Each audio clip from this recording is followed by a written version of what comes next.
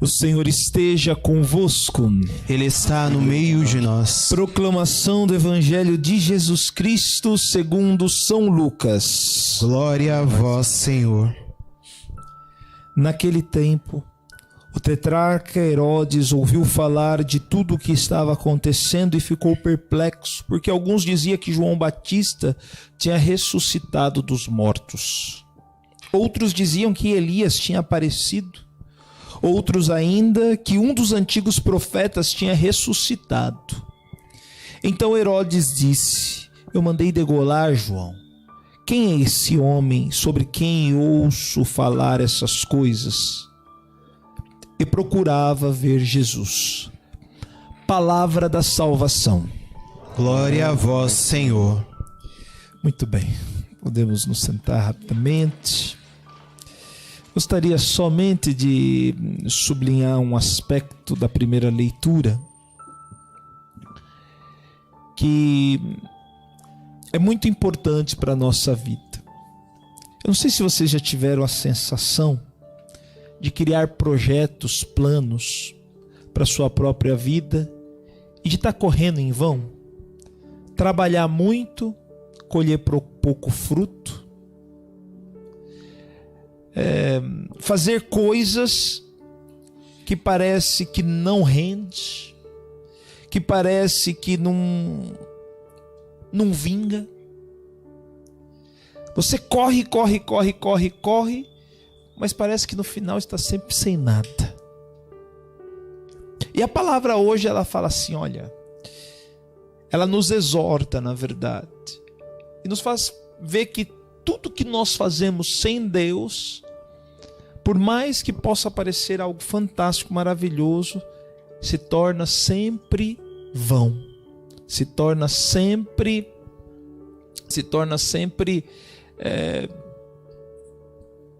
perdido. Porém, quando você faz as coisas com Deus, parece que tudo rende, não é? Às vezes você ganha menos, mas parece que o dinheiro rende mais. Às vezes você trabalha menos, se dedica mais tempo para as coisas de Deus, parece que as coisas dão mais certo.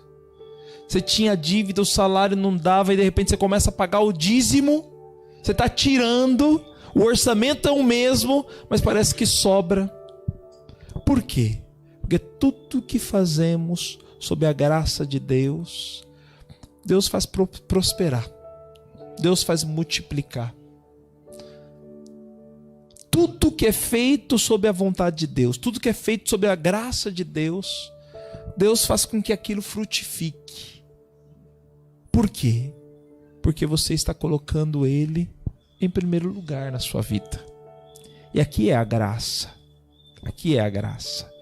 E depois uma outra coisa importante que a gente subtrai do Evangelho de Jesus Cristo, que quando nós vivemos na busca do primeiro lugar, colocando Deus em primeiro lugar, a nossa vida se torna significativa. Tanto que Jesus aparece, as pessoas começam a compará-lo com as grandes pessoas e personalidades. Poxa, João Batista que ressuscitou? Porque João Batista era uma pessoa que pregava no deserto, fazia duras penitências, verduras, comia inseto, tinha uma pregação forte, era uma pessoa significativa. Outros diziam, poxa, será que é Elias? Elias que foi para o céu, né, na carruagem de fogo, não teve a experiência da morte. Será que é ele que voltou? Ou algum dos profetas que ressuscitou? Estavam falando de Jesus. Quando a gente faz algo de bom, a nossa vida se torna significativa. Por exemplo, quando você faz algo bom, as pessoas falam, poxa, essa pessoa é de Deus. Essa pessoa é diferente, essa pessoa tem algo que é diferente, que outras não têm. Elas percebem a graça de Deus sobre essa vida, sobre você. Compreendem, gente, como é forte o agir, como é forte o mover de Deus, como é forte o manifestar de Deus quando nós nos abrimos a Ele. Pensa uma coisa comigo. Um homem, há mais ou menos 1500 anos atrás, 1500 anos antes de Cristo, que foi perdido no rio Nilo, chegou num balaio na terra no Egito, depois de 40 anos no Egito, arrumou uma confusão, matou um egipciano, próximo parente, seu irmão, saiu fugido de lá, ficou 40 anos no deserto, de repente se sentiu impelido por Deus para voltar para o Egito e libertar aquele povo da escravidão do Egito. Voltou, libertou o povo, o mar se abriu, ele caminhou com esse povo. Em determinado momento, essa pessoa vai no monte para orar com Deus e volta com 2 tábuas escritas falando que foi Deus que escreveu. Passaram-se 3.500 anos. Hoje, mais de 3 bilhões, 4 bilhões de pessoas seguem essas 2 tábuas que ele disse que foi deixada por Deus. Por quê? Porque a sua vida era uma vida significativa.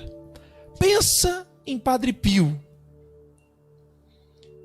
Quando eu morei lá na Itália, não tinha uma esquina que não tinha uma estátua de Padre Pio. E Padre Pio é um padre contemporâneo, é um padre desse último século, é um padre da modernidade, é um padre desses últimos tempos. E quanto ele é amado. Foi feita uma pesquisa na Itália dos principais santos, dos santos mais conhecidos, né, dos santos mais populares da Itália. Primeiro lugar, Santo Antônio. Segundo, Padre Pio. Terceiro, Nossa Senhora e depois Jesus Cristo. Você acredita? Até dá vontade de rir, mas é de fato, saiu isso mesmo. E depois eu falei, não é possível. Aí uma vez estava lá na Itália, procissão de Corpus Christi, o bispo com o Santíssimo Sacramento, todo mundo cantando na rua. Aí tinha um senhor lá com o chapéu na cabeça e falando. Aí eu falei, senhor, chapéu, né? Estamos diante de Jesus, estamos na procissão aqui com o Corpus Christi. Aí ele falou, mas não é mica Santo Antônio. Mas não é nem Santo Antônio. Por que eu tenho que tirar meu chapéu? Ou seja, ele reconhecia Santo Antônio mais que Jesus Cristo. Então, coitado, ele talvez não tinha consciência que ali estava Jesus na hóstia consagrada. Mas, de fato, o que Santo Antônio fez, difundiu. Tanto é que se fala que tem os santos, mas o santo é Santo Antônio, né? Pensa na vida de Padre Pio. Se nós olharmos a vida de Padre Pio concretamente, com profundidade, o que de extraordinário ele fez? Tá bom, fez um hospital. Mas, poxa vida, tantas outras obras, fez tantos hospitais também, até mais do que ele. Até nós da Missão Belém estamos fazendo um hospital. Não é? Abrimos tanta casa de acolhida, isso e aquilo. Mas ele não. Ele foi superior lá dos frades dele, sim ou não? Não. Ele foi pároco, responsável por uma paróquia, sim ou não? Não. Então, o que Santo Antônio fez? O que São Pio fez de extraordinário? Confessar e rezar a missa. E fazia isso de todo o seu coração. E era um homem de oração. Pronto. E através disso, Deus lhe concedeu inúmeras graças. Primeiro e único sacerdote que recebeu as estigmas de Jesus. Único. Ah, mas tem São Francisco, mas São Francisco não era padre. Ah, mas tem Santa Rita. Santa Rita não era padra. Ele foi o único. E Deus foi concedendo graças mirabolantes pela sua entrega, pela sua doação. Chegava lá um penitente, uma pessoa que de repente escondia um pecado, ele tinha o dom de ver a consciência, de ver o coração, fazer tirar a verdade, conseguia perceber se o penitente estava profundamente arrependido ou não. né? Lembra daquela cena, daquela jovem, Cleonice, que vai lá diante do Padre Pio, Padre Pio, toda feliz, arrumei um emprego, vou ser professora, aí você pode abençoar aqui a carta. Aí o Padre Pio pega e rasga, joga no lixo. Aí ela fica brava, sai chateada, sai triste. Aí se não entende nada, passa 3 meses, ela volta. Obrigado, obrigado, obrigado, obrigado. Porque a pessoa que assumiu a vaga que ela deveria assumir foi violentada, foi abusada sexualmente. Então Padre Pio era uma pessoa que via o futuro. Porque se ele não fizesse isso com ela, seria ela. E aí depois ele falou, agora eu quero que você cuide das minhas chagas, você vai ser a minha filha predileta. Padre Pio tinha esses dons. Padre Pio tinha a capacidade de estar em 2 lugares ao mesmo tempo. O dom da bilocação. Já pensou, gente? Às vezes a gente está em 2 lugares ao mesmo tempo com a preocupação, né? Está em um lugar e a cabeça está no outro. Que nem aqui na missa, né, Kathleen? Tá mexendo na mão daquela. Tira a mão dela aí. Xingada em rede nacional, hein? Então presta atenção na homilia do padre. Eu sei que é seu aniversário, mas tá bom. Enfim, a gente tá aqui, mas tá com a cabeça sei lá onde. Tá no problema, tá... né? Mas a capacidade de estar exatamente em 2 lugares ao mesmo tempo, não. Padre Pio tinha esse dom. Padre Pio tinha essa capacidade. Olha como é forte. Olha como é bonito. Mas ele recebeu isso por mérito? Não. Recebeu por pura graça de Deus. Mas ele era um homem que vivia a oração. Que vivia a oração, que vivia a entrega a Deus. Hoje lá no ofício das leituras, que os padres, os religiosos rezam, fala, né? Olha, Deus depende da santidade do sacerdote para realizar suas graças e os seus dons, como absolver um pecado, como consagrar um corpo de Cristo. Sim ou não? Não. Porém, se ele tem uma vida de santidade, uma vida de graça, isso resplandece e se torna mais visível, né? Quando você vê um padre que de repente reza de qualquer jeito, é ruim, não é? Mas Jesus deixa de ser consagrado ali, sim ou não? Não. Mas quando você vê um padre que de repente é piedoso, amoroso, zeloso, faz com carinho, reza com paixão, não ajuda? Não é? Não ajuda você a ter mais fé, não ajuda a ter você mais amor, ajuda você a vivenciar com mais intensidade. Então a santidade do ministro, ela ajuda.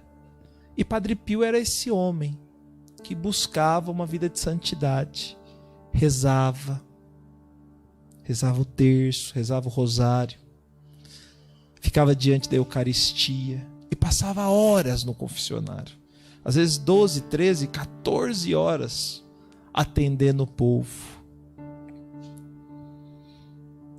Dizem que ele fazia missa piedosamente, 3 horas de missa. Vocês reclamam da minha? Eu queria ver se você estivesse na dele. Né? Queria ver se você estivesse na dele. 3 horas de missa. Porque ele fazia com coração, com piedade, com amor, com paixão. Então esse era o Padre Pio. Que nós possamos seguir o exemplo dele. A vida dele era significativa. Ele não correu em vão. Ele não correu em vão. Aí a gente pode se perguntar, será que eu estou correndo em vão? Como que está a minha correria? Se eu te perguntar, e aí, o que você fez ontem? Ah, fiz muita coisa. Fala o que você fez.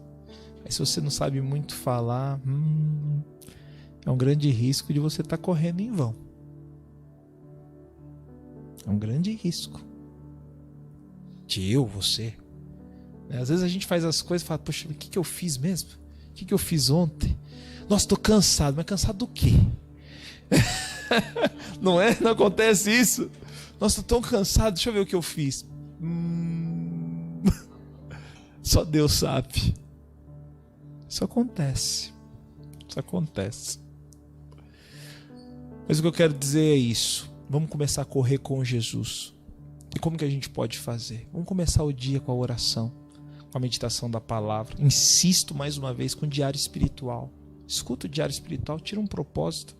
Deixa Deus reger o teu dia, deixa Deus ser o maestro da tua vida. Ele colocar a sintonia, né? A hora que você tem que ser mais calma, ele faz o gesto mais calmo. A hora que ele quer que você vá mais rápido, aí ele acelera, fala, vai meu filho. Né? Ser Jesus, ele é o maestro de nossas vidas, de nosso coração. Começar e terminar o dia com ele. Poxa, e aí, vivi bem aquilo que Jesus pediu para mim? Minha vida foi significativa? Tá bom? Dá um cutucão aí na pessoa que tá do seu lado, que tem gente que tá dormindo aí, né? Tá tarde.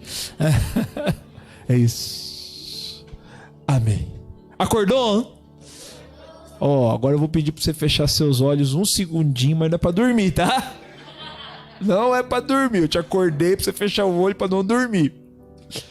Pensa aí, fecha os teus olhos e pensa no que você deve fazer para que a tua vida seja significativa, para que você não corra em vão.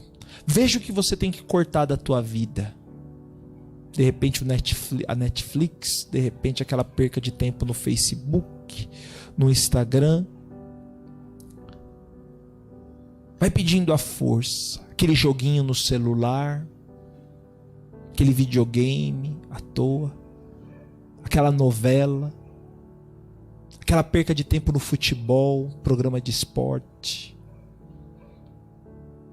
Olha o que Jesus pede para que você corte.